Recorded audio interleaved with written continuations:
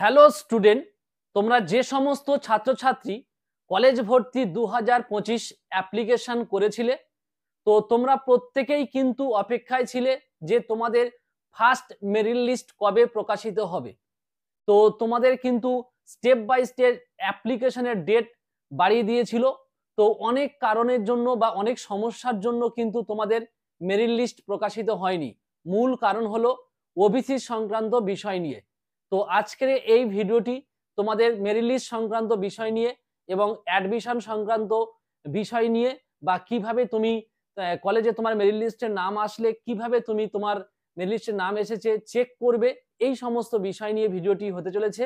তো তোমরা প্রত্যেকেই প্রথম থেকে শেষ পর্যন্ত দেখবে, আর চ্যানেলে যে নতুন থাকবে যারা, তোমরা সাবস্ক্রাইব করে রাখবে, আর এই ভিডিওটি বন্ধুদের মধ্যে বেশি বেশি করে শেয়ার করে দেবে।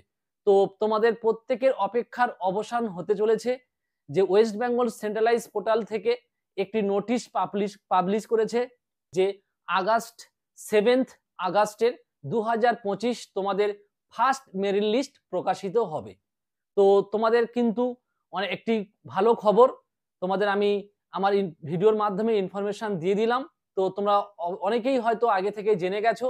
তো 7 আগস্ট 2025 তোমাদের মেরিট লিস্ট প্রকাশিত হবে। তো মেরিট লিস্টের নাম আসার পর তোমরা কিভাবে চেক করবে যে তোমার মেরিট লিস্টে তোমার নাম এসেছে? তো তোমাদের অ্যাপ্লিকেশন আইডি নম্বর দিয়ে তোমরা প্রত্যেকেই তোমাদের প্রোফাইল দিয়ে চেক করতে পারবে। দিয়ে দেখবে যে অ্যালোটেড লেখা আছে, এই অ্যালোটেড লেখা আছে যে কলেজে, সেই কলেজেই কিন্তু তোমার ভর্তি হতে হবে। 1 2 3 4 5 এইভাবে কলেজ তোমরা সেট করে দিয়েছিলে। এই সেট করে দেওয়ার পরে যে কলেজে তোমার নাম্বার ম্যাচ করেছে সেই কলেজে তোমার নাম আসবে। নাম আসার পর তুমি সেই কলেজে তোমার অনলাইনে আবার অ্যাডমিশন নিতে হবে।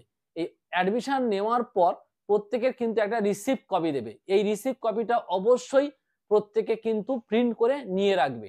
কারণ তোমাদের অ্যাডমিশন নেওয়ার পর প্রত্যেকটা কলেজে যে কলেজে চান্স পাবে বা অ্যাডমিশন নিয়ে নেবে, ফিজিক্যাল ভেরিফিকেশন হবে। মানে তোমার অরিজিনাল ডকুমেন্টস গুলো নিয়ে পর তুমি পুরোপুরি ভাবে সেই কলেজে তোমার অ্যাডমিশন সাকসেস হয়ে গেল। তো এবার স্টেপ বাই স্টেপ কবে কলেজ হবে, কবে ক্লাস হবে, সমস্ত কিছু তুমি ডিটেলস আস্তে আস্তে জেনে যেতে পারবে। এবারে প্রশ্ন হলো যে যাদের নাম আসবে না বা পছন্দের কলেজ পাবে না বা পছন্দের সাবজেক্ট পাবে না, তারা কি করবে?